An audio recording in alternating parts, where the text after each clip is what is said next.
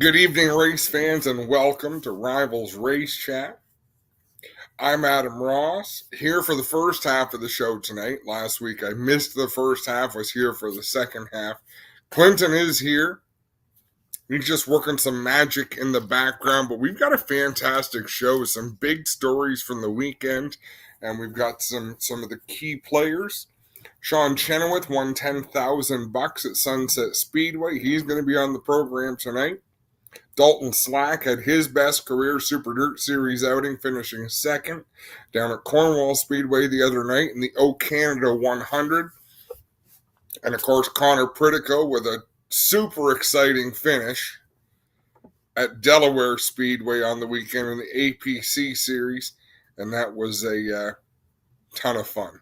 So, we're going to have them all on. We're going to chat with them, and Clinton is going to be here momentarily as he wrestles a couple of demons out of his system. I actually sabotaged him because I knew that I missed so much last week. I needed him to miss a little bit of that.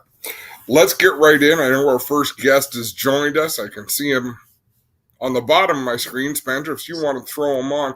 Dalton Slack. Dalton, that looked like a whole lot of fun at Cornwall the other night. Yeah, it was a lot of fun. Thanks for having me on. It's a magical night, most definitely. Definitely don't ever take those for granted. So it was a lot of fun. Dalton, you've had, as young as you are, you've had such a fascinating career, from going all out, then kind of backing away for a little bit, then having nights that really went your way, and then having weekends like Super Dirt Week that it seemed like everything went wrong. How hard is it for a young person like you? And I've known your dad since we were kids. He's calmed down a lot in his older age, but was very excitable. How hard is it for you to keep an even keel through all this? I'd say it's pretty hard. I'm sure people watch back-to-back nights, so they saw Cornwall, we finished second, and the next night at Mohawk, we didn't even make the race. So it's you don't ever take your highs too high, and you don't set your lows too low.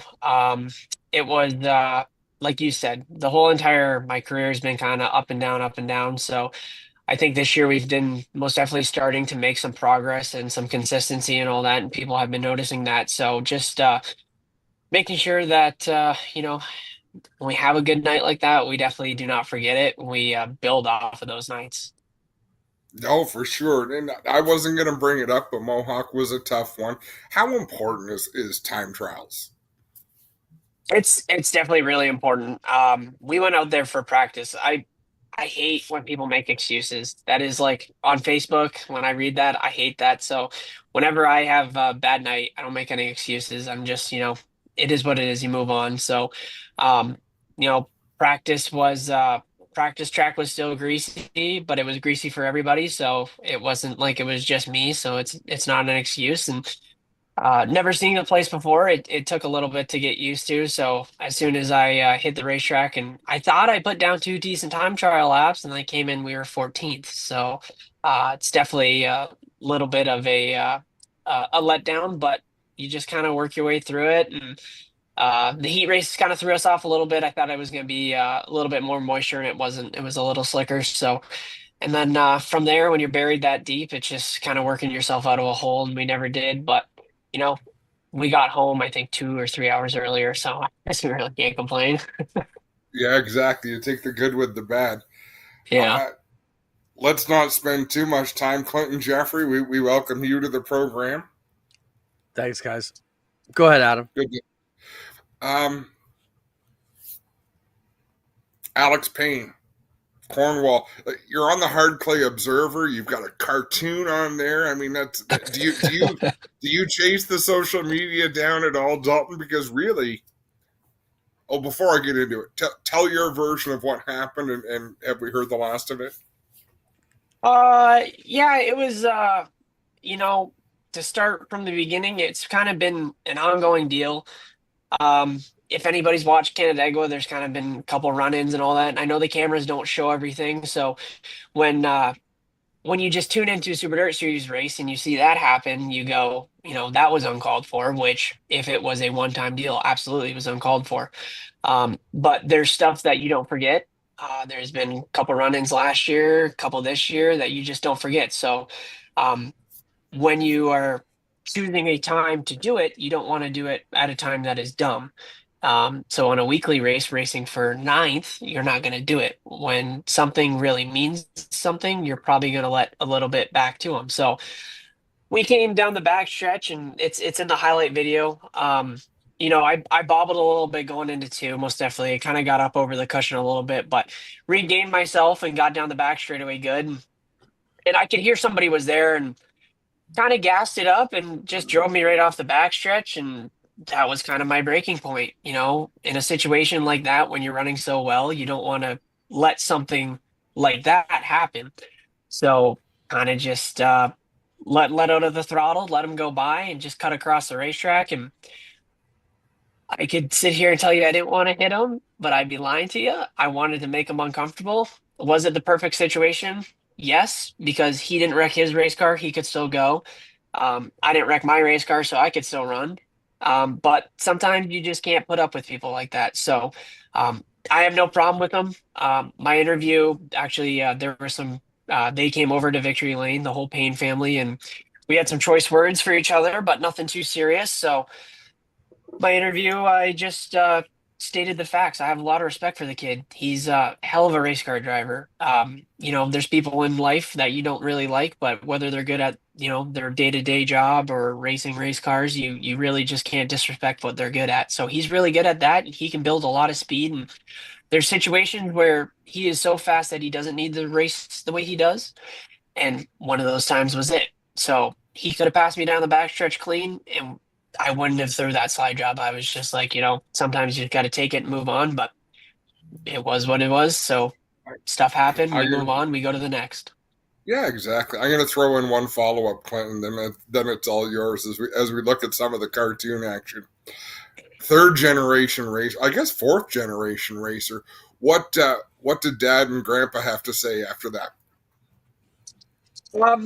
They weren't mad at all. We don't go to racetracks looking for fights, put it that way. So when we show up to a racetrack, we just do the best we can do and race the cleanest we can. So, but with the prior events happening, they gave me the green light to, you know, not take it, right? Not junk his race car and not hurt him or hurt anybody on the racetrack, but just repay the favor. And I did it just about perfect because, like I said, didn't hurt anybody's race car. Nobody else was hurt. Just sent a message, and that was about it. So, you know, Facebook and everybody wants to make it such a big deal. And the Super Dirt Car Series posted a thing about it, and I thought that was just not called for because we're not, we're not going into Mohawk wanting to crash each other, right? He's racing for points. We spend a lot of money. They spend a lot of money to get there. So it's on to the next race. You move on. We're both professional, and that's about it. I got to ask you, Dalton, with your dad's, position at BRP, do you feel like you have to watch yourself or watch your P's and Q's sometimes on the track in a situation like this? Or maybe like you can't say what you want to do or really feel what you need to pay back the way you need to pay back because you're worried about it hurting Dad's business. And like I have that same kind of thing at Osh Weekend. There's lots of shit I want to say on here tonight that I probably can't say because I represent Osh Weekend Speedway, right? So does that ever come into play when you need to, I guess the question is it ever that balance between needing to stand up for yourself but not putting a black mark on what Dad's trying to create? Not really, because if I wrecked his race car hard enough, then I would have to be the one to fix it on Monday. So it was kind of like, it was a double-edged sword. When we go to the racetrack, we're definitely there for like technical support and parts and all that. We give parts to people all the time, but at the same time, we're not there to be a parts trailer and to be there just to let people pass us, right? We also go there for the same thing everybody else goes. Yeah, we just wanted to do our best, and I thought we tried our best. But no, I think everybody who is a race car driver and who signs into the pit gate understand that just because we are associated with BRP, I would say Matt Williamson is also associated with BRP. we're not just going to pull over and move over for people. We're going to try our best without wrecking people, hurting people, or putting ourselves in a bad spot. And that's going to be the hard thing for you, Dalton. But understand that as long as they're talking about you, that's the name of the game. Clinton is a promoter. I'm a commentator. We need those storylines, so we like to don't embellish them, but we like to talk about them. We like to bring them out, even though your number one mission is to shut it down and move on to your next race. When people talk about it, let them love you for it or let them hate you for it. But either way, any kind of emotion towards you is a good thing as far as your career goes, selling shirts, being on people's radar. Clint, am I wrong? No, you're 100%. I think, you build a bit of a following. The more you stand up for yourself, the more you show you can't be just pushed around. And I think, you've got great things. Let's talk about Canandaigua. You grew up probably figuring you're going to race Merrittville most of your career. You live 5-10 minutes from the place. Now on Saturday, like Williamson, you find yourself traveling down the States. How has that advanced your career, and how has that been maybe, with the personal relationships? I know Bowman had to leave Oshweekend a little bit because he felt he was not getting the friends and family visiting the track like he was missing. So how are you dealing with all those things the past few years? It's kind of been like a hidden gem, honestly. Like the whole situation that went down a couple years ago was not good for anybody that was involved. It still gets brought up today. I don't really love to talk about it, but obviously we have to. It's not a big deal. It's in the past. But um, if that never happened, my big block career wouldn't be this far ahead of schedule. Because we had Eric Rudolph and Matt Shepard and Tim Fuller driving the big block cars. So when that deal went down, it got pushed forward. So ending up at a track like Canandaigua Weekly has been humongous for my career so far. Obviously, we've been there for half a year full time so far, but already we got a series race there tomorrow, and I feel pretty confident with our package and all that to be competitive with everybody there. But just on a weekly basis, you race like 6 of the full-time series guys on the Super Dirt Series. So you learn every week. It's no different than racing at like an Albany Saratoga. They have guys there from every single part of, their region, and it just makes you a better race car driver, whether you're going to Cornwall or whether you're going to Canandaigua or anywhere else we go. It's big. It's definitely pushed my learning curve fast forward it a bunch. Dalton, I've only got one more for you, and then I'm done. I'll let you loose. Where are you going to break through and win one? Thought it was going to be Cornwall, to be honest. We had a run going there during COVID, so hell, it'd probably be 4 years ago now. We led the small block race. It was 125 lap, 5,000 to win small block race, and we led it right till it rubbered, and then we got spun out. And I thought that was going to be like a big breakthrough, and then I guess the second place kind of like repaid it because it was 5,000 American, so it kind of made up for that loss, but it's not the win. Um, I got so many people that text me and called me saying that I could have, really just dirtied them and moved them because I think we were the faster car. But down the road, the roles will be reversed and he'll be second and I'll be first, and I don't want to get dirtied. And he raced me clean the whole entire time, so it was a great race. And people told me that it was a great race, but I think anywhere's possible right now. I think we got a really good race car. We've been consistent. Um, you just have to have a perfect night. You got to time trial well, you got to redraw well, you got to be able to start up front. So I think Cornwall could be a hidden gem for us. I really do. I think it's a great place. I think we race real well around there. I would also like to race or get a win at Canandaigua, just being there weekly. So right now, I'll take anywhere. It doesn't bother me. Dalton, last one I got for you. Why should fans come out to Land of Legends tomorrow and help us sell some tickets for those guys? It's gonna be a big event. We gotta leave early actually to get there for a parking spot. They said they're gonna have tons of race cars, so it's kind of a mixture of both divisions. You got sprint cars there for the people that love sprint cars. They're 305s, so they're not like the 310s or 360s or 410s, but 305s, they get around there pretty good. So it's always entertaining. And of course, the Super Dirt Series rolls into town. You're going to see just about everybody there. It's going to be a great race. It was a great race last year for the Stars and Stripes 76 and then the Summerfest deal. So if you got nothing to do, if you're Canadian American, you got to come out. It's going to be a hell of a race. They've done a great job with the racetrack. So I'm really looking forward to tomorrow. Awesome. Well, good luck, Dalton. Keep having fun. Thank you for taking the time to come chat with us. Yes, thank you. Dalton. I really appreciate it. And just big thank you to everybody. I didn't get to do this in the Dirt Series thing because they were asking me other questions, but I just want to say thank you to my whole family. They've done a ton for me, speeding up my career. All of our product sponsors, of course, Transport Sales and Service, Integra Shocks, but no Racing Products. They've done a great job. So thanks for having me on once again, guys. Yeah, man. Right on. Thanks, Dalton. Man, it's crazy when the kids that we knew, their kids grow up and become men. It's ridiculous. I remember when his dad was a young whippersnapper, so it's awesome. Dalton's a great kid, great attitude, and man, he's a star that's already there, but it's going to glow a lot brighter in the coming years, no doubt about it. You know what I love about Dalton? I don't know how he reacts to nights like last night where he doesn't qualify, or Super Dirt Week last year where he doesn't qualify. Meaning he might go inside the trailer and throw wrenches, but you don't see it outside. Like you don't see a big difference from him whether he's second place at Cornwall or whether they're loading up early at Mohawk and going home. I think it might be more frustrating if you're not qualifying like 26th out of 24 guys and you feel you should be in that spot.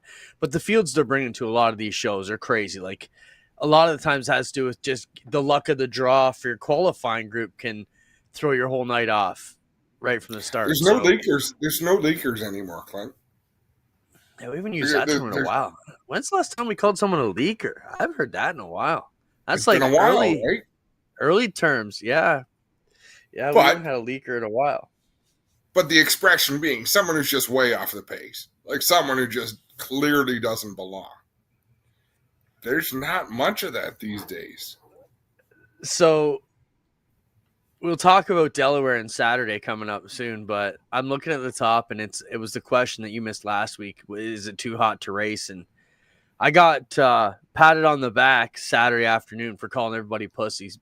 And then you know what I went? I went and got heat stroke myself after I called everybody pussies for being the heat. So it was Jack and I both were ill for a couple of days afterwards. You saw me right after. I was barfing my guts out right after I was just thinking, don't let me get sick in Victory Lane the same way I got sick at the APC banquet right in front of everybody. Oh my goodness. Anyways, there was one guy who wasn't heat stroke at Delaware on Saturday, and that's because he was heating up Sunset on Saturday night. Let's bring on Sean Chenoweth now to talk about it. Sean, you've got all these race cars, and we know he's mostly as a super stock and an APC late model racer, but I've seen you on social really love up on this this Outlaws late model you got. Is that your real baby? Like that's the one you really love the most? That's the only car I fully own. The rest of them I have partners and whatnot involved. So I guess it's my only child. Okay, Show the Outlaw super late so people know what we're talking about. That is a gorgeous piece. Oh my goodness. All right, Adam, take it away. So, Sean, where did that come from? Why does your stuff look so good? It didn't used to. Like if we go back to your beginnings, Chenoweths weren't known for having gorgeous, pristine race cars. That's something that developed later in your career. Well, Mike Schmidt obviously helps me out a ton, and when they wrap these cars or do their graphics on them, I mean, they look pretty badass right out of the showroom, and it's a shame to take them to the racetrack not looking that way. So, I don't know, 15 years ago or so, it's a pain, but I make a point of trying to make them showroom ready every time I go to the racetrack, whether it takes a little extra time or not. It represents and presents well. So, Sean, we know you as in. Go ahead, Adam. I was going to talk about last week's question. We'll get back to your win at Sunset. We will get to that. Is there ever a time, Sean, when it's too hot to race? Should races be canceled because it's too warm outside? I don't think so. I don't even have a water bottle or anything in any of my cars, or a cool suit or fans, or that stuff's all new generation stuff. You don't need that stuff. Just drink lots of water and tough it out. Don't be a bunch of pussies, as Clint would say. That's right. And I so, thought I was and the gonna get in reason I asked, trouble. Sean, you and I are similar sized people. We're not skinny folk like Clinton, so a hot day can affect us a little more. But still, I don't care how hot it is. If it's not raining, let's go racing. Yeah, I mean, once you get in the car, I find pretty much every ailment you have is gone once the green flag drops. You might be wore out when it's over with, but like I say, if you just drink lots of water, hydrate, and I can't think of any better way to spend a hot day than doing what you love. Sean, do you consider points at all when you decide to make that off? Like I look at the points as of today, you're still 8th in the standings. APC has that rule. You can miss one race and still get last place points. So does that come into consideration, or you just say, hey, we're going to race wherever we want each week, and whatever the numbers add up to, they add up to? It's just a balancing act. I've chased points for 25 years. I'm at the stage where I just want to go race and do what I want. Our focus is still the APC. We're going to run the rest of the events, bar catastrophe, and I'll fit my other stuff in when I can. But I'm not into points racing anymore. I just want to go out and go to the racetracks where I think we have the best opportunity to win every time. Sean, it's been a lot of fun to watch you in the late model this year. Obviously, the program is much improved from your last couple of years. How much more enjoyable is it for you to unload at the racetrack and just be a little more confident that you're going to be close? Yeah, like last year, it wouldn't have been a hard decision at all to go run my super late model wherever I wanted, whenever I wanted. But that pro late, other than we kind of fumbled at Peterborough, everywhere we unloaded, I thought we had a pretty good shot or good speed to run in the top three. So it's tough to want to walk away from that, but it's great to be back on the right page again. Let's talk about the Outlaw Super Race there on Saturday. They paid some good bucks. They got a decent car count. They got some outsiders come in. Tell us a bit about your evening and how the day went for you, Sean. My evening started in the afternoon driving there, stuck on the 400. But JR texted me that people are testing and no one told us about testing, and getting all in my head and had me all flustered. And then we got there, we unloaded. We did the first practice, went to the top of the board, and just kind of twiddled our thumbs until race time came. So were they really testing, or was he just jerking your chain, getting you going? No, they had an open test that wasn't very well publicized, and a few of I think the American cars were testing since Friday. So it made it that much sweeter to go in there and show them how it's done on Saturday. Right on. Sean, talk about that, because that's not just any old Americans. Uh, that's a real successful race team. Do Oh, you ever get in your head? oh yeah, you could ask Mike or my dad. I basically told those guys we were wasting our time before we went. I figured those blunt cars would hand us all our asses like they did when they came to Flamborough. We were fast at Flamborough that day, but we blew the motor, so nobody knows what we could have had. But once we got rolling on Saturday, last Saturday here, the car had the feel it needed to have. Lap times were good, and I wasn't too worried. The X factor actually was Trayton Lasovich in the one blunt car, because now you have one of the best cars in North America and a local talent that's got more laps around Sunset than I have. That really gets in your head, but we all made it work. Great picture there from Victory Lane. Sean, is it any more rewarding when it's your own car? Oh, 100%. This thing is done here, set up here, worked on here. Everything's done in-house except for the engine. Leach Performance does the engines. And that's super rewarding. Like, I'm not paying anybody to work on this car, or it's all my own ideas. It's still, nobody believes us, old school. There's no bump stops in that car. There's no nothing. She's 1985 and away we go. So why can't you do that with a late model to that same level of success, Sean? I've tried and tried and tried, and we just can't get there, Adam. I think the last late model I did 99% of the stuff on we had success was 2015, 16. We've had some good runs here and there, but those cars are just on top of each other. Everyone has the same package that gets crate motors and crate motors and crate motors. Well, then you're all on these bump stops, and if you're a tenth off, you're from first to 30th some days. Whereas a super late, or other cars that are like a conventional car, you have a motor, you have different packages, like my motor package versus JR's versus the blunt cars versus all them guys is all different. So if I'm lacking in one area, we might be gaining in another, where when you go crate motor racing, you better have it all up front ready to go.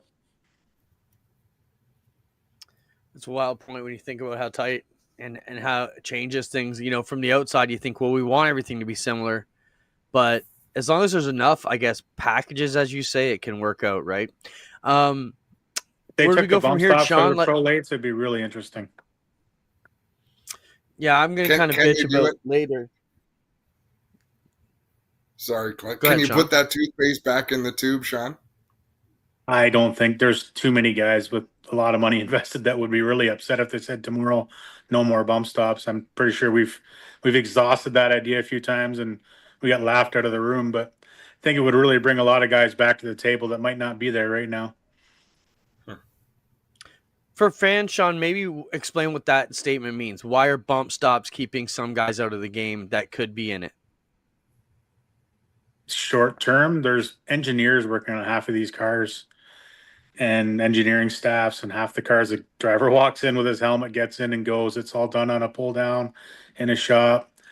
And guys like myself, unless I want to pay like McCall's or pay somebody, I'm out in left field. Like I'm using a measuring tape and my scale stands and away I go. That's You're not going to keep up with the engineers at that point. It's just the way it is. And I've got some help from McCall's this year. There's no secret to that. I've had my car down there. We didn't have a pull down rig, but those guys have the knowledge of that car. They built that car. And that pretty much, like Adam said, that's put us in the top group again. Now, I'm sure if I could go down there and get on a pull down rig, we might go in the next step. But right now, we're kind of getting beat by the house cars. Like Jake Sheridan's driving a house car. Kyle Steckley's driving a Port City house car or his own, but he's the Port City guy. And Josh Dottie's not far off a house car. So, I mean, we're running pretty good for still running out of my shop. Sean, No, as we get into sure. what track or maybe car, let me back that up. With this outlaw car that you just won on Saturday, what other big races you got circled that you plan on taking it to this year? The outlaw car, we're going to go to Sabo on the 19th. We're going to go to Delaware. I don't know what the date is. And then we're going to go to the Gold Rush and then Flamborough at the end of the year. That's a fun sounding schedule, right? It doesn't sound like a full-time job, just sounds like good fun. No, it's a good deal. The Delaware and Gold Rush is kind of hectic because I think the Delaware is a Friday night and the Gold Rush is the Tuesday of the next week. So that'd be a pretty quick turnaround. But I want to go to Delaware. I got all this money in this big motor. I want to see if I can use it. As we wrap Right up on, the man. APC talk here, Sean, let's talk about that quickly because, of course, we cover the series. What events are you looking forward to on the APC series, and is there an upcoming track that you feel you've got your best shot to knock a win down here in 2025? Obviously, the event coming up next is a big one for us. It's Mike Schmidt's London Rec 100. So I'm got that one circled on the calendar, and we had a really good run there, the 150. That would be one I think we could compete at for sure. Saula Beach has been a really good track for me. I mean, other than, I guess there's a Sunset left. We're running good up there. So I think I got shots everywhere, but maybe Delaware, where I kind of struggle no matter what I'm in. Well, if you qualify top 6, Sean, you should be on the pole at Flamborough. That's the plan, but that new rule is goofy. The new rule where you can miss a race, I'm all for you being able to miss a race, but it should punish you in your handicap, not reward you. And it rewarded Kyle Steckley with the pole at Delaware. well, the top 6 is a punishment for me. It used to be the top 10 was an invert. I've been chasing 10th for 5 years and haven't got a 10th in qualifying. So now I got to get up to 6. You're asking a lot of an old guy. Oh, Sean, we appreciate you stopping by. Hey, I got one last one for you. It was kind of, there's bump and runs going on here. On dirt we come from, it's not so much. They don't get away with it too much. When is a bump and run allowed and when is it dirty? I feel like a bump and run is fair game. If you're obviously being held up by the guy and you're going for the race win. And I actually have an example of what I don't like. I watched the Superstock race at Delaware a few weeks ago. Carson Nagy drove up to the front, passed the leader clean. Then he got bumped and run back and then passed him clean again. and then the guy went and did it again and again, like 2 or 3 more times. After the first time, if you don't drive away like you're a better car, you better hope I'm not the guy you did it to, because we're not finishing. That's a fair take, Sean. This is why I want you on the show all the time, and I'm going to call you out a little bit because you have very wisely turned us down a few times and said I don't think I'm going to like what I would say. So I'm glad you came on this week. I got to keep it in sometimes. Sometimes I'm not cooled down yet by whatever is Tuesday or Wednesday when you do this. Yeah. No, yeah, I think, no, Sean, one thing I heard you say many years ago that always kind of resonated with me was it was on a Facebook, kind of the same, commenting about the same topic about a bump and run. And I believe you said, if you pour it into me on the 3 and ram me out of the way, you're not right. But if you bump me on corner exit, I'm obviously slower than you, at which point drive over me if you got it. Is that paraphrasing? Close? Yeah, close. I think if you're there and you're good enough to do it, if you don't drive away from the guy, then you're just a dickhead. Like, if you even take a place like Rivalz, a prime example, it's a tough place to pass. You get to a guy, you could follow him for 40 laps and not get by and be way quicker. In that case, if you bump and run that guy, don't spin him, just move him. You need to drive away. If you don't drive away, you are no better. You're just a tool bag using the front bumper trying to run good. I think that's a great way to explain where a bump and run makes sense and doesn't. Yeah. Because we literally, because we have fans on both sides, right? Pavement, where it's fully accepted part of the game, and every dirt guy, when they see a finish like that, are commenting how everybody should go to the back. So I appreciate the explanation, and I think it makes sense to a lot of us. It's especially the analogy. It's terrible for the young guys to watch the experienced guys do it and think it's okay, because that's not how you should win races. That's just my opinion. I'm sure I'll get called out on this 100 times over, but I honestly can't remember ever moving a guy to win a race. Like at the last lap, moving a guy. If I couldn't do it clean, I didn't do it. I've moved lots of guys, but never on the last lap, last corner to win a race have I moved a guy out of the way to win.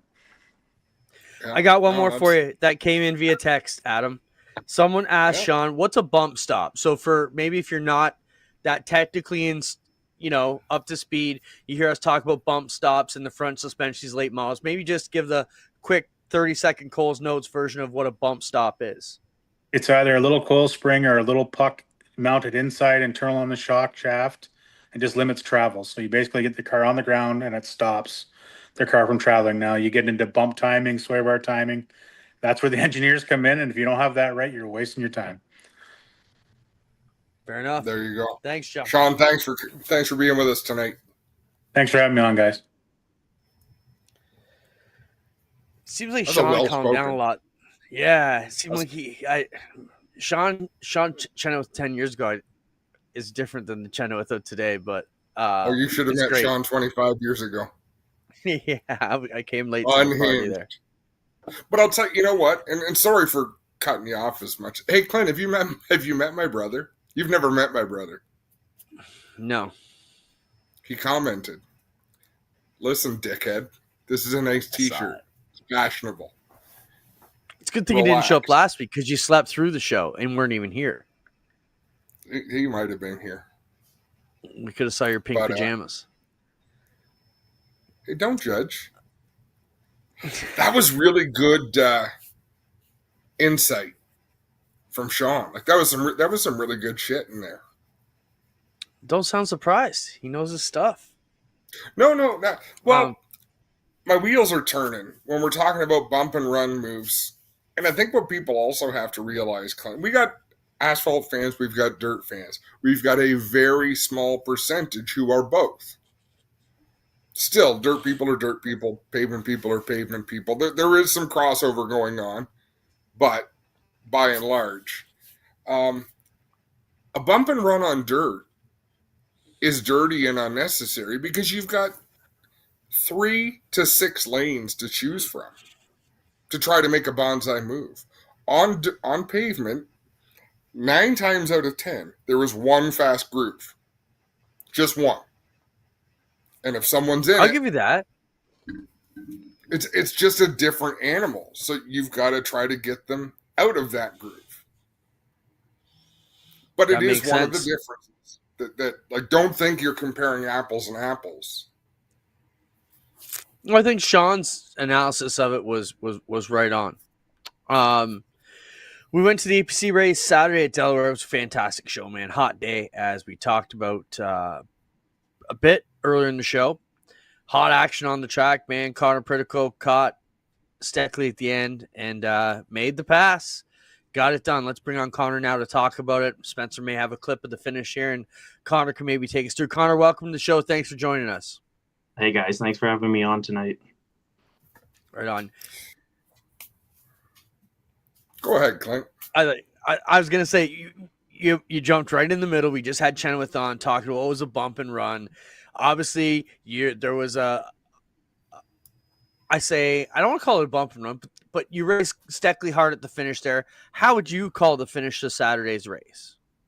Well, I got a good run on him out of 4, and we went into 1 and 2, and he was trying to protect the bottom, and I knew the only way I was going to get around him was by getting him up off the bottom. And then, a lot of the racers here, especially the pro late model drivers, know that once you go into 3 and 4 in the very bottom lane, it's kind of offset. It's almost angled down to that second groove. And I knew once I was going in there and he was pinching down tight on my door that we were going to touch. And, he came out on the short end of the stick, which I didn't feel the best about because he's kind of my buddy, and I don't like running my buddy like that. And I think, we could have touched any other way. It just kind of sucks that we touched wheel to wheel like that. And if you watch it closely, when we touched wheel to wheel, it kind of just shot him up the track and shot me up there with him. All right, so wait 1 second here. We're watching this again. Me, being the layman, would have thought the move in 1 and 2 was uglier. Are you saying turn 3 was uglier than 1 and 2? I think so. Because the amount of times I followed. I'll let you can continue. I'll let you continue. No, go ahead, Connor. It's just I've followed many guys at the checkered flag and finished second before, and I've got a bunch of flack for it and stuff like that. And I've been taught what a clean bump and run is, and going into the corner, it's not the cleanest move, right? Kind of jacking them up into the corner, but coming off, if you can just get them a little bit loose and get under a guy, I feel like there's no harm, no foul in that kind of play. So I thought that going down into turn 3 and 4 was a lot uglier than what 1 and 2 was. No, I thought Kyle's took it really good. No, my problem is I didn't get to see it, right? Because where we are in pit road, I'm kind of like with Connor's crew. I don't get to see it. I just know all the crowd's going wild, and you come off 4 with the lead and come back and win, and we were all stunned. But because Kyle, he was the class field most of the day, Connor, but you were hanging right with them. At the end there, I don't think that was – I mean, we've seen a lot more stuff. What did Kyle say to you? Because I expected him to be angry in my post-race interview with him. He seemed like he took it really good. He said you had a fast car. He was kind of in the way. Like, was there any fallout from him, and were you surprised at his reaction? No, I wasn't too surprised because, he's such a classy racer. He understands good, hard racing. We talked about it after on Sunday. We called for a bit, talked for about an hour about it. And, he said that he didn't have to pinch me down so low and stuff like that, and stuff that he would have changed. And I said, I didn't have to drive it in as far into 3 and 4 like that. We kind of just talked about what we both could have done differently to prevent that from happening. And he says there's nothing wrong with, get him a little bit loose out of turn 2 like that. It was just kind of going down into 3 and 4 like that. I drove it in. He was pinching my door, and then we just kind of touched in a funny way, and it just upset his car and washed him up the track. But he said if roles were reversed, he would have done the same thing. And I said, if he wants to give it back to me in the future races, I got no problem with it. It's good, hard racing. We both understood it, and, we moved on from it. I love those conversations, and we shouldn't be privy to them, Connor, unless you want to share like you have. But I really think once you take it away from the racetrack and kind of regroup, people see things similarly. Like, I don't think too many people say, that Connor Pritiko is as dirty a driver as there is. No, you had an opportunity for something that doesn't come along very often. You took it. Yeah, no, those APC races, those wins don't come by too often. And, I've been fortunate to get 2 of them, both being at Delaware Speedway, which was pretty sweet. And, I'm not a guy that's just going to go out there and just wreck somebody for no reason, or move someone out of the way unless I got either a chance to win, or b, you gave it to me, so I'll give it back to you. But no, Kyle and I talked about it. We both agreed. We're both on good terms. He wants me to head over to his place on Friday and celebrate his girlfriend's birthday with him. So we'll see what happens with that. That's cool. Spencer, can we show the APC standings? I sent you that. Connor, the standings are incredibly tight. Adam, when you look at this, like normally we'd show the top 10, but even down to Cole Quinton, 37 points out is still not insurmountable. You need everybody else to have a shitty day. But Connor, you're still only 19 points out of this. Do you feel you could still be the 2025 champ with how tight things are? Well, I mean, we had our one bad race at Flamborough, so hopefully that's kind of it for the rest of the year. Last year was our rookie season, and we had 3 DNFs, both being at one being at Sunset, one at Flamborough, and then we had another DNF there at Sabo, and that kind of put us on the back foot, but built us a good notebook for going to a place like Sabo, where I've been there many times to watch, but only driven it twice, and Saudi's got a 10-point lead, but just one bad day and he can be right back into the thick of it with us, and the top 10 won't be separated by 10 or 12 points. So, it's with there only being 9 races, it kind of comes down to consistency. Whoever's the most consistent, I think, is going to get the job done. Does that we've make seen your Stoddy, season, right? Connor? Because look, Stoddy had all that bad luck too, right, Adam? And this year he hasn't got that luck yet. So sorry, Adam, go ahead with your comment. Does that make your season, Connor? Like breaking through for a win, is everything else a bonus beyond that, or how do you guys set out with your goals? Well, I'd like to win the 2025 APC Series Championship. That's kind of everyone's goal. If you look at the names who have won it and then where they won after that, it's a great list of guys, and it'd be cool to follow my cousin's footsteps and win a APC championship like he did. It just kind of keep the family bloodline going just a little bit longer with that. So, I don't know how many more years I got left doing this with school and work and getting older now. So we'll see what happens. And, hopefully we're in a good spot when we come Delaware for the Great Canadian. Bite your tongue, you child. Yeah. How old are you, Connor? I just turned 20 just 2 weeks ago, so. Oh yeah, It's over. You're old. It's over. It's over. I know. I turned my 20. It's over now. I'm starting to get back pain and stuff. So. Yeah, life does happen. Yeah. Old but listen, timer. Old timer. Did you listen to Kyle Steckley's interview after that race? Did you watch it back? I listened to that one, and then I also listened to the one with Mike Wallace, who's the media guy for APC, where he interviewed him in the tech barn after. I listened to both of them, and I heard what Kyle was saying and stuff like that, and like saying he'd give it back if the time arose, and I don't got a problem with stuff like that. So if he wants to, he can go right ahead. We're definitely watching that. Connor, what race are you looking forward to coming up next? Doesn't have to be APC. Is there anything that you've got circled on your dash that you're excited to get to? Well, there is the Hanley race up in Sunset, and I haven't ran well at Sunset at all. And any of my APC starts, we've only finished in the top 10 once there, which, that place is tough. It's just a little bowl ring, big banked. There's nothing else in Ontario like that place. So we might go give the Hanley Classic a try, and then I'm excited to go to Sabo. We got a cottage just down the road from there, about 30 minutes away. It's a place we ran really well at last year, and I'd like to see how we do this year. Right on, man. Well, Connor, thanks for coming and joining us. Actually, just one more question. Did you know you were going to be that close to Kyle at the end? Like, he did have the best car for 95 laps of that race. Well, so after the race, we were also talking. He was asking how hard I was pushing, and I was probably going 75, 80%. And he said he was going 110% the whole time. So once I caught him there when race went out with 15 to go and we had that yellow, we had a couple restarts there, and I could kind of see where he was struggling. And it was especially off turn 2. He kept getting pretty loose.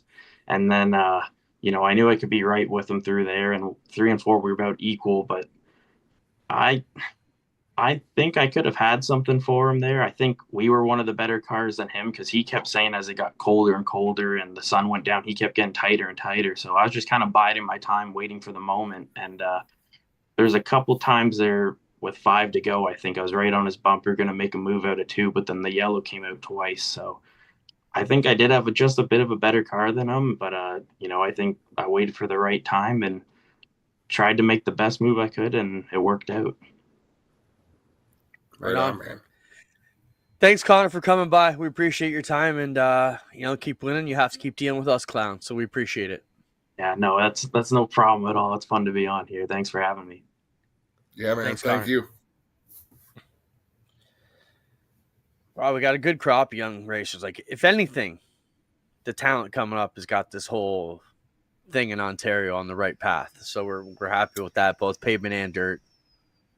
I will say this much in general.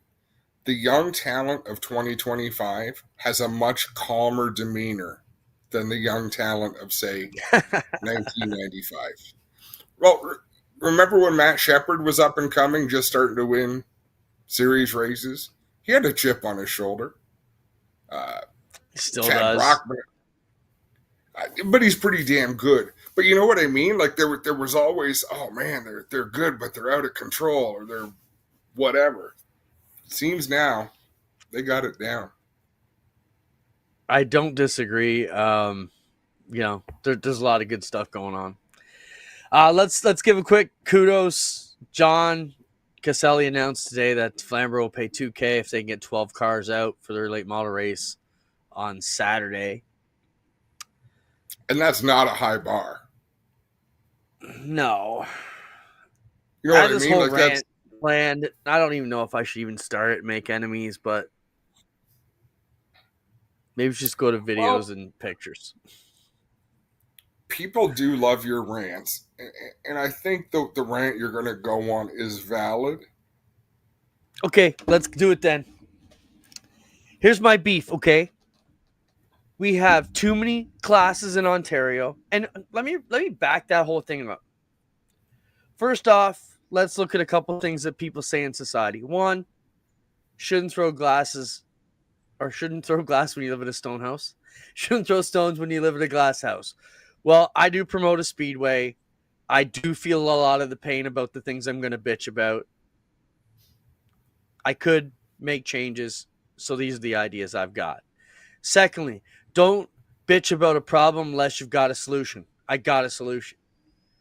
Thirdly, come with suggestions if you got problems. Again, well, I got more of them.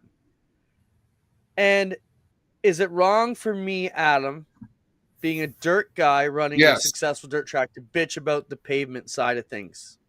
It is wrong? No, I was just being a smartass. No.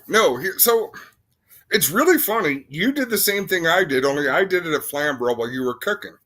I was on my race pass, and I was checking out race results. My race pass is a lot easier than Race Monitor because the races are all clearly labeled. And I was noticing a trend. There's all these tracks running 12-lap and 15-lap features with 8 or 10 cars in them. And they'll have 6 or 7 or 8 divisions a night. 6 or 7 or 8 divisions. 8 divisions times 8 cars is 64 cars in your pits. There is nothing wrong with having 64 cars in your pits. You should have 2 classes. This is where I'm going with this, Adam. Okay? So we keep feeding the shit divisions. Why are tracks in Ontario okaying classes with 6 cars? Why are you booking them anymore? Tell them no.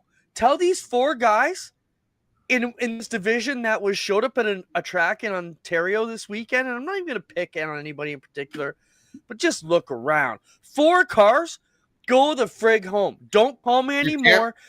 Sell your pieces of crap and move on, because nobody wants it. And here's the problem. You got 6 or 7 tracks that still book this traveling garbage. of 4 tracks, and then you're charging $20, even $20. And the places that are having these are charging way more than $20 because we're probably the only ones still at $20 in Ontario last weekend. If you're charging more than $10 for a 4-car race, even that's too much, and you're wrecking the industry. And here's why: because you get a new fan out there and they see 4 classes with 5 and 6 cars that they paid $25 friggin' dollars to get in. You've ruined it for the rest of us. So all you tracks out there still booking 5, 6 divisions, how about this? If you can't get us 12 cars in 2 weeks, don't ever call me again and burn your cars, sell them, scrap them, because nobody's going to book them. And I got about 6 or 7 classes out there, or clubs if you want to call them. Quit curtailing to the 4 guys who, let me guess, the 4 racers, one's the president, one's the vice president, the next is the director of safety, and the third one's the treasurer. Come on, tell them all to take a shit, get out of here, sell your crap, build the super stock, build the Legends car, build a mini stock, build the bone stock, help contribute to the decision or the divisions that are still alive. And yeah, NASCAR Canada, I'm close to chewing down your throat too. You got to get your shit together too, because you're becoming a laughing stock also. And I love everybody involved, and we were heavily involved with it. But man, 14 and 12 cars across this country isn't going to work for very much longer. And you can't sell that, and you can't put any more lipstick on that. And I respect all the teams that are out there doing it, but man, how you get the other guys? And Adam, I've always said this. You got 12 cars everywhere you go. How do you get the 13 to 24th place cars? Every decision I make at Osh Weekend Speedway, the top 12 are always going to be there. But how do you keep 13 to 24 coming back? And I realize it. I got it pretty good Osh Weekend. We don't have car count issues. But all you other guys, your count could be bigger if you stood up to the 4 divisions that keep screwing with their rules and bring in 6 guys and tell them, no. Well, go away. You brought up a lot of things. The only thing I'm going to disagree with is you can't take it out on the people with the cars, especially the ones with the cars who are showing up. No, I'm sorry, Adam. I'm going to because those 4 guys need to move on. I'll take the other side. We need to move on for them. We need to say, okay, guys, you have nowhere else to race these cars because you can't get more than 5 buddies to come out. No, how about we go to your solution? We'll give you Thursday nights. You guys can pay $50, come in here and run as many laps as you want. But I'm not charging our fans to see it because you're killing this class. You're killing the sport. How would you like it if every minor hockey team in Ontario, every OHL team started charging their $45 to come in to watch 2 players and half a goalie? It wouldn't work. What the fuck are we doing? You made me swear. Yeah, it's a bad one. Anyways, I'll take I agree with you, with the exception that I think anybody who prepares a race car gets it to the racetrack, you're doing your best. The problem is the enablers. Okay, I'll give you that. I don't blame the 4 guys who are trying to keep it alive because they're doing their part. But the enablers, got their cars. The promoters that still book these four divisions, what are we doing? Yeah. Tell them no in your streets. Like, here, I'll give it to you this. The guys who are still bringing out those 4 and 5 and 6 cars, they're hardcore racers. If you cancel their division, they're going to move to something that still works. Look, we did it with the Bombers, Adam. Okay?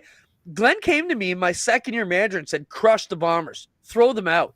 It's the best moneymaker we have. The counts are full at 24. And you want to flush them? But we had to have that look and be like, yes, it's not ultimately help. Guys showing up with sprayed bombed cars and spare donut tires on the right rear. It wasn't the look of the classes we were trying to build at Oshweka, which is 5-star A+ entertainment. So we moved them on out. And most of the real racers in that division moved on, and now our mini stocks are stronger and our Thunder stocks are stronger and our crates are stronger because we moved them on. So that's just my beef. And it hurts my heart, Adam, when I'm driving home and I see 6 cars. You know, come on, guys. And I'm talking to like you, the enablers. Stop enabling these guys. Draw a hard line. They will move somewhere else, and we can move on with it. And I'm with you, Adam. Look at the situation back to me. Modifieds. at Oshweekend, right? We used to put them on with the Outlaws. We'd get 12 or 13 of the guys. I'm not mad at the Freddie Carltons and the Todd Gordons and the Matt Williamsons that came every single time. You know, you got to thank those guys for trying to keep it going. But, man, for the other 13 to 24th place cars that aren't helping out, you know, it's falling apart. And now we're not booking them anymore. So. Yep. Yeah, it's different animals, and you've got to treat them all differently. But the solution is during the off season, and there are some things that make life a little bit challenging. Like, how many divisions in Ontario on pavement end in modified? A lot. I want to say there's 2 sanctions of Pro 4 modifieds. There's 2 sanctions of open wheel modifieds traveling. There's at least 2 tracks that run an open wheel modified class weekly. Then there's the vintage modifieds. So now we're already up to what, 2, 4, 6, 7 divisions?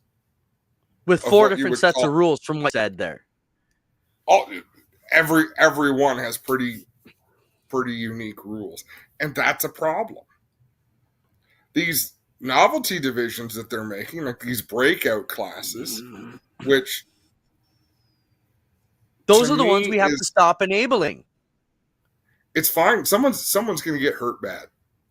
Like, someone is going to break their neck in that class because you got somebody leading the race jumping on the brakes at the start-finish line so they don't break out.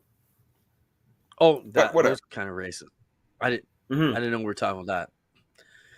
Yep. All right. I have my rant. Oh. But yeah, it just pissed me off. NASCAR Canada. Talk to every driver in that series. Talk to every driver registered in that series, and there's probably 40 of them over the course of a year. Who made you want to race in this series? Find out who their role models are. Talk to everybody else in the country. Who's their role models? And I promise you, in Ontario, there is probably none. There's not none. There's a few that would say DJ Kennington. They should say DJ Kennington. The son of a bitch has raced in the Daytona 500. He's raced everything. But not enough kids are growing up wanting to be him.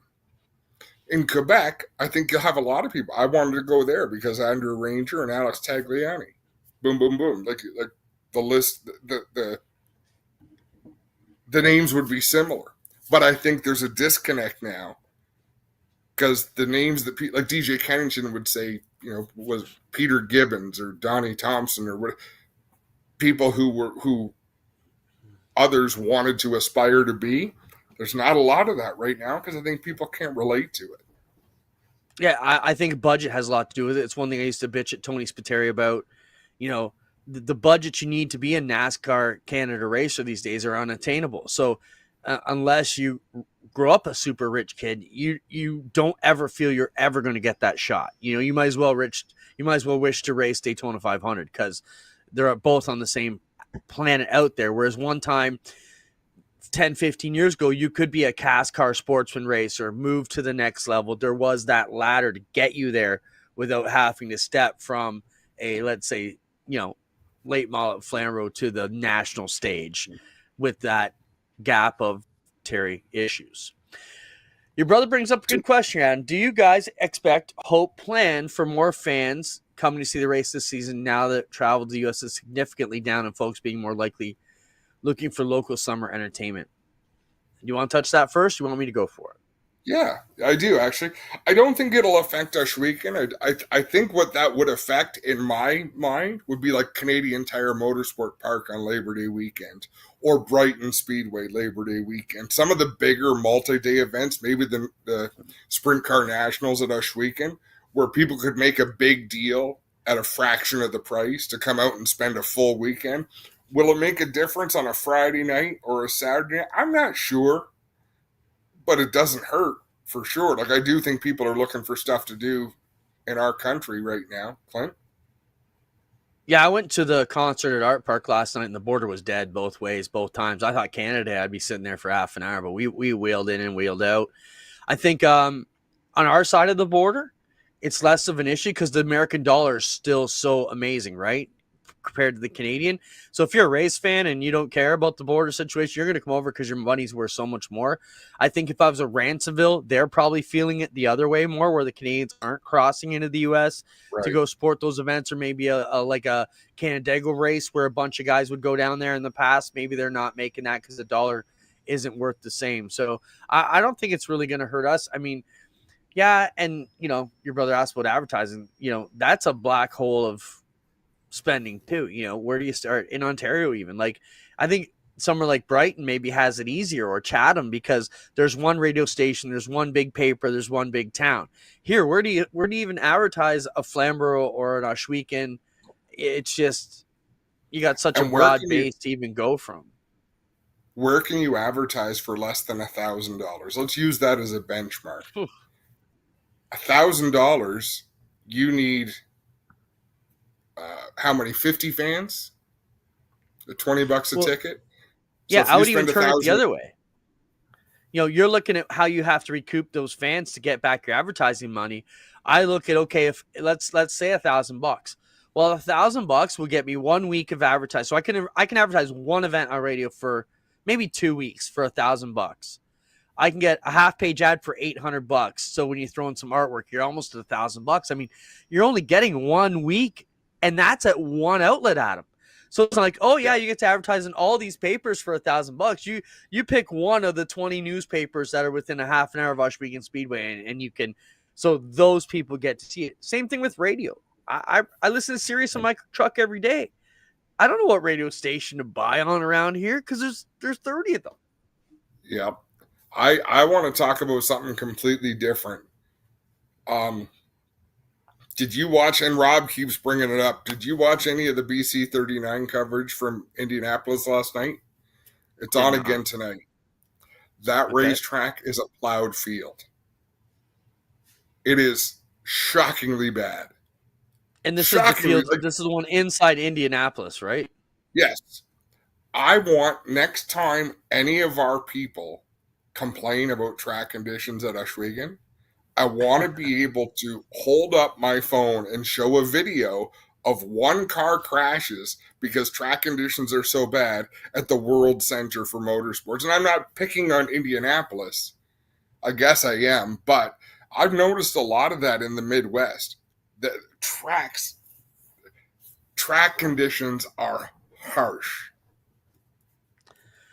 And our guys at Ohsweken want it rougher with bigger cushion. We got the other problem. All right, let's have some fun. We got some pictures to look at. We got some videos to look at. Don't know how much is in there, but let's go for it. Roll them, Spence. Oh, Adam, what is this? What kind of car is that? That's a good looking Outlaw Super Late model. No, this is an Ontario Modified Racing Series modified. You just as shocked about that as I am, aren't you? I thought this race was Sunset. I don't understand. Yeah. All right, let's move on. I don't want to beat that one up too much. This is silly. All right. This is, you know where this is? It's Oswego Speedway. Yeah, they had a wicked rain come through their Friday practice. And look at how much the inside floods. So that is a vacuum truck sucking up the inside lake. There's at least 2 drains from the track in those spots, so something must have been plugged up. Yeah, just overwhelmed it. All right, what else? Our friends at Dirt Track Nation, they got some awesome apparel. You can pick them up at the Speed Shop at Ohsweken. This is what we all need to do. Pavement and dirt. I pledge to bring one new person to the track this year. Who did you bring to the track that's never been? That's the question. What else? Just don't take them to one of the tracks Clint doesn't like. Okay. This is a dog hot, I think I heard it called. Is this acceptable food for me to feed Spencer on race days? Spencer, what'd you say? No, because it's got mustard on it.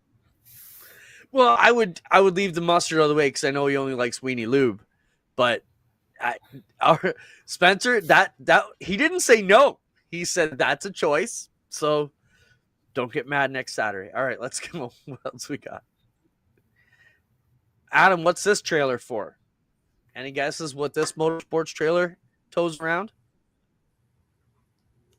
No. Go-karts. Radio-controlled cars. Oh, yeah. Have we gone a little too far with our RC hobby?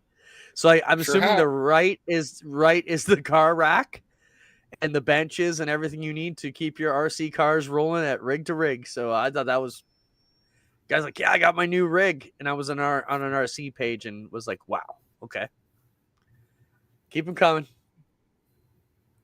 This Friday, Northeast Late Model Alliance is in town. Late models are in, 360s are out, plus the vintage mods this Friday at Oshweekend. It's the Brock Leonard 30 lapper.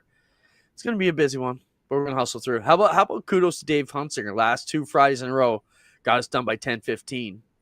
That's Did you notice Dalton was wearing a Hunsinger shirt?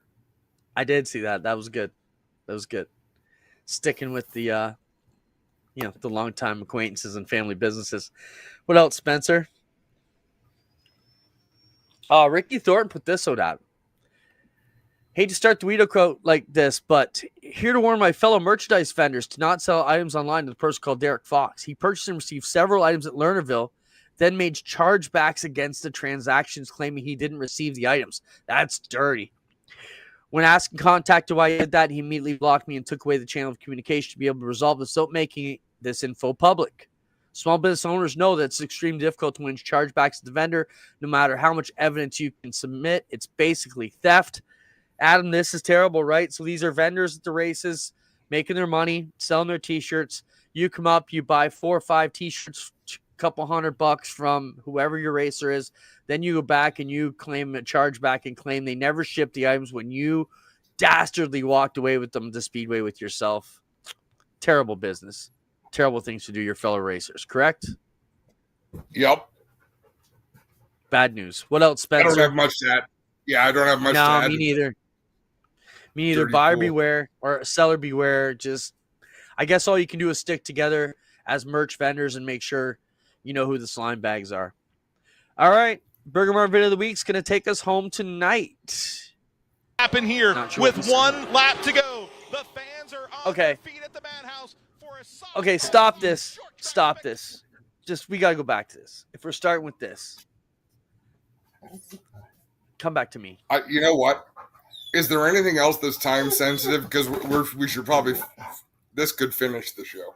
All right, yeah, we'll come back to that garbage. Oh, it got me going again. Oh, this happened. This is a scrap. I think this was at Mohawk the other night. Got mamas and girlfriends and female race officials. That was Mohawk, I'm pretty sure. Nothing really happened. They broke it up, but keep them going, Spencer.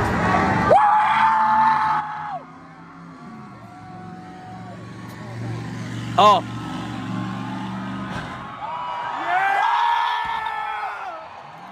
This is in Kentucky. A few months after they had a major tornado, the whole town got together for a Dukes of Hazzard car to jump the fountain. I want to live in this town. Like, these are my people. Yeah. They shut down the whole city so the General League could How many jump people the got fountain run in the middle over of on the town. landing? None. How many people They got had run barriers. over on the landing? Did someone get run over? I saw it from a couple different angles. I don't think anybody got run over. It was just the car was destroyed, like doors popping open. But he was all right. They were all right. All right, let's go. What else we got?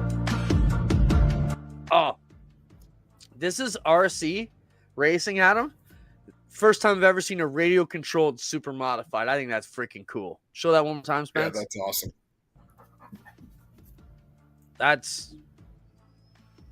I want that for Christmas, Santa, please. All right. What else? Tight, reckon in front of you. Reckon, hold it straight. Watch this spotter move. Check up, middle. Watch top. Watch 12, watch, check. Keep coming, up. Holy fuck. Great job. Really good heads up. Yeah, the 71. Stay ahead of him unless you have his tire down. Just watch it one more time. Watch the spotter talking through it. Reckon, hold it Hold it straight, watch 20, check up, middle, watch 12, watch, check, keep coming, up, holy fuck. Great job. Really good heads up. Some pretty awesome talking through there. All right, what else? 12K is still your overall race leader. Oh, red flag, we got hard rollover. Red flag is out. So this is the Hawkeye something or other down in, I think it's in Illinois. But look at that. So those were IMCA modifieds, mod lights, sprint cars, street stocks. Is like just, yo, Jared, who wants to have a race? Send him out to the track. Like, come on. Well, the car cam's good. There you go. That's how we're going to fix it. Throw them all in a bowl and stir them up. All right, what else we got? The first step to making a drone show is building something called a drone field. So we've been asked about doing a big drone show weekend. Hunsinger was on me about it last week. And I said, yeah, so they're talking, a couple $100,000 to do a show like this. It just was wild to see how much coordination gets into it. Yeah, Cornwall did one the other night. I didn't love it. I'm going to have to ask Raymond what he paid for that. All right, what else? Spencer's new pit bike. There's a Yo Mama joke in there somewhere. Come on. We just need a basket on the handlebars and Spencer totaling around to check out cameras at the races. He's not even mad about that. You want that, I could right? see Abby riding. Abby rides anything. Spencer might.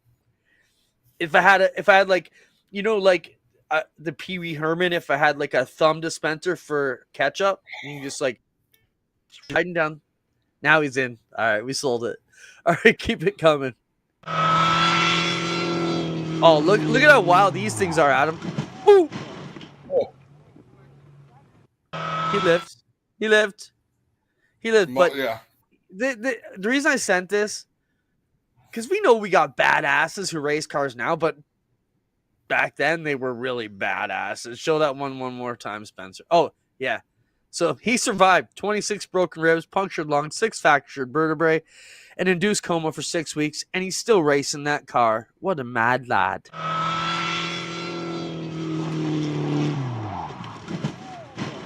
Ugh.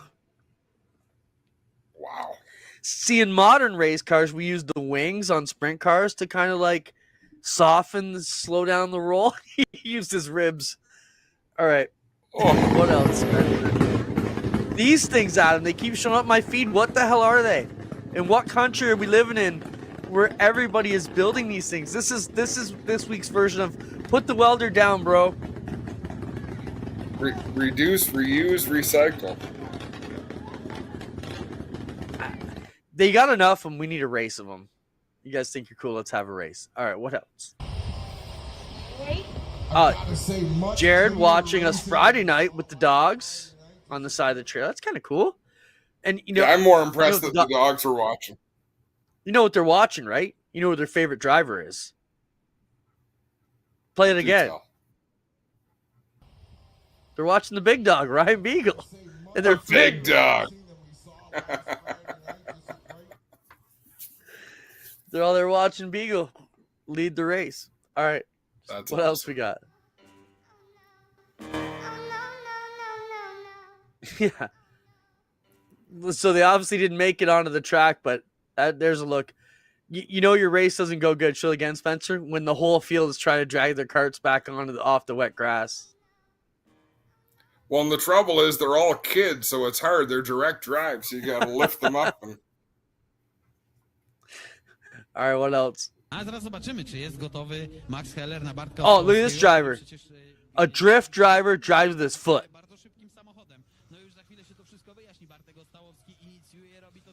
And he's good.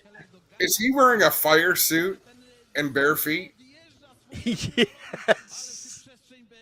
Safety first. He's got a heel sock. Oh yeah, maybe is that a fireproof sock? That's bare toes. I don't care if it's Nomex or bare. His ankles are bare and his toes are bare. He's got some kind of heel cup that's probably Nomex, but yeah. He's burning those leg hairs off for sure. But that'd just be like you. You look right past the whole magic of the beautiful situation that the guy's driving a perfect drift lap and only worried he's got bare feet. No, that is me. 2 more to go.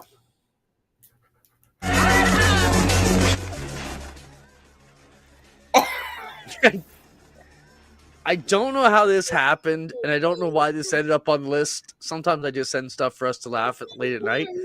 But I don't know how the horse hit the Silverado. Like, did he think he was going to jump it or what? But just the way the jockey goes flying over the hood. The jockey was the lucky one. Yeah.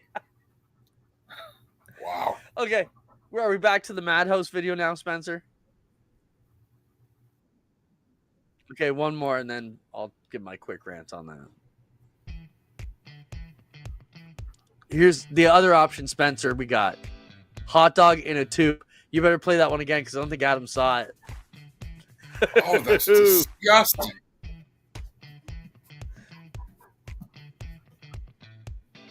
Oh. Eating dogs and dropping logs. Oh my god. Okay. Decker, stop it. Decker knows we're overtime. I'm telling you, the dog's got a clock built into his tail. So, Adam, I don't want to go off on this, but when are we going to call a spade that the Madhouse is totally scripted wrestling bullshit? And listen to Dillner's voice on this. Matt Dillner's voice on this. If you listen to him and have seen enough of his stuff, his voice gives it away that it's bullshit. Emily Lewis is in the catbird seat, but she loses ground right now. Brad Lewis on the outside. Here we go, off the final turn. Staley slows in front of him. Staley gets the win as they wreck across the start-finish line. Madness at the Madhouse. Emily Lewis takes out Zach Staley. She didn't appreciate What surprised me is that he called the wrong winner. How did he call the winner that quickly? Just watch. Because he's not even looking. To victory. They know how it's going to end. Staley did not need it. Kyler Staley won the race fair and now square. Now they pose down in front to have their fight. Wait, no. They gave the checkered flag to Brad Lewis. Brad Lewis is so now just being went on a declared the winner. About how Staley won the race fair and square. Staley did did not cross the line first. And the 8. No matter what bullshit you want to create about this scenario, the 16 car crossed the line before the 8 car did. Again, you're missing the point. I don't give a shit about the race and we're watching. This is all theatrics now.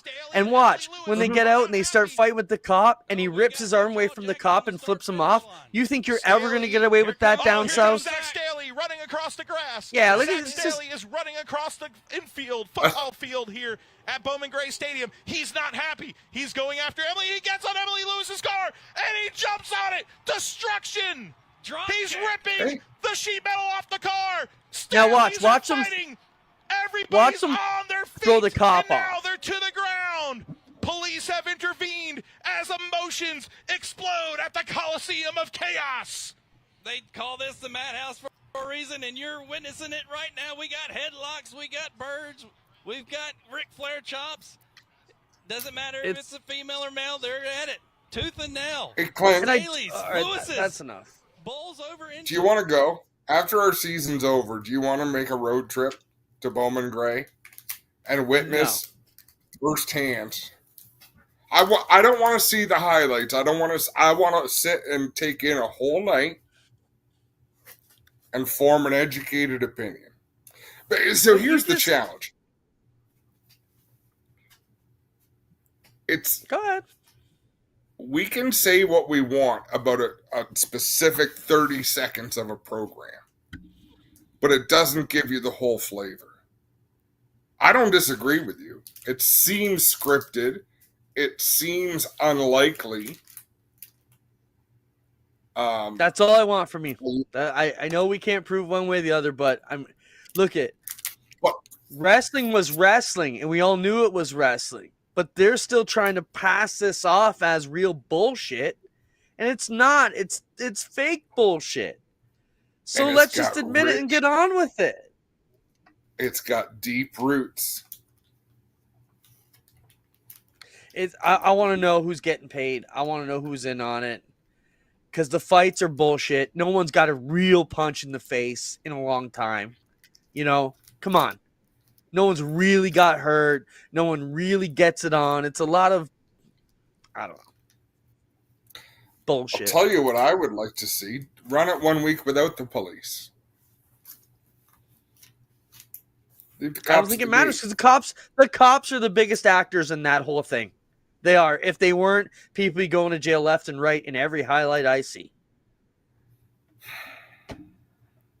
That's my argument. Road trip. That's we're gonna end on Road that. trip. I got a double rant in this week. And I got a good night. Made it the whole show. There you go. Yeah, there you go. Did you get many comments last week, Sleeping Beauty? Oh my God. Yeah, you're a dick. I was here. I got to send one shout out before we go. I met a great couple at Delaware, and I'm sorry I didn't get your names. I wasn't feeling that good. But they watch every week from New Brunswick. We appreciate that. All you viewers hang out with us weekly, even the ones that do it on Wednesdays. I know we got a good contingency that don't see us till Wednesdays. Either way, we appreciate. Well, today's Wednesday, but normally we don't see it till the next day because we run a bit late here.